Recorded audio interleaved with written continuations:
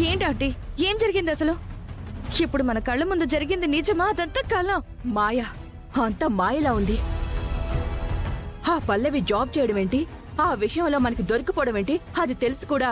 చరణ్ నాకు తెలుసు దాన్ని బయటికి పంపించొద్దని తన వైపు పాజిటివ్ గా మాట్లాడడం ఏంటి? అసలు ఆ పల్లవి ఎక్కడ తప్పు చేస్తుందా, ఎప్పుడు ఇంట్లో నుంచి గెంటేద్దామా అని మీరు చూస్తున్నారు.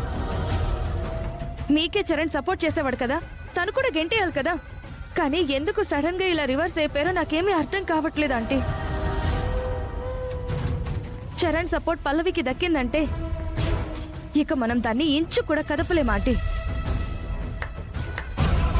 సూపర్, కరెక్ట్ గా చెప్పావు అక్షిత, కరెక్ట్ గా క్యాచ్ చేసావు. ఏంటి ఇద్దరు అలా చూస్తున్నారు? ఓ, మీరు ఎక్స్పెక్ట్ చేసిన దానికి క్వైట్ ఆపోజిట్ గా జరిగిన దానికి దిమ్మ తిరిగిపోయింది కదా మీ ఇద్దరికి. నిన్ను మీరేం చేయలేరత్తయ్య. నిన్నటి వరకు ఎవరికి తెలియకుండా జాబ్ చేస్తున్నానని మా ఆయనకి తెలిస్తే ఏమవుతుందో, నన్నెక్కడ ఇంట్లో నుంచి బయటికి పంపిస్తారని భయం భయంగా ప్రతిరోజు నరకం చూస్తూ వచ్చాను. ఇంట్లో నుంచి వెళ్లిన దగ్గర నుంచి వచ్చేంత వరకు ప్రాణాలు అరచేతిలో పెట్టుకుని ఉండేదాన్ని ఏం జరుగుతుందో అని. కానీ నా బ్యాగ్ లో నుంచి డబ్బులు పడిపోవడం, మీరు నన్ను బయటికి పంపించడం కోసం ఇదే రైట్ అవకాశమని ఆయన్ని రెచ్చగొట్టడం,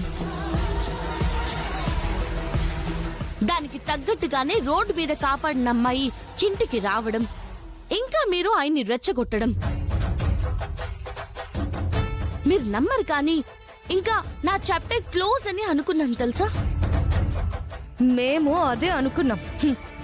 కానీ నేను చేసింది చెడు కాదు కాబట్టి, తీసుకున్నది తప్పుడు నిర్ణయం కాదు కాబట్టి ఆ భగవంతుడు నాకే సాయం చేశాడు.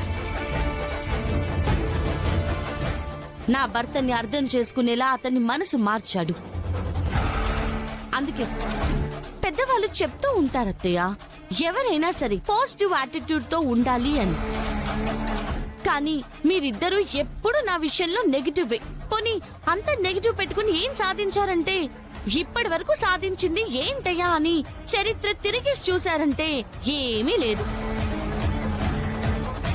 చరిత్ర తిరిగేసి చూసుకుంటే ఒక్క మీ ఆరాటం తప్ప.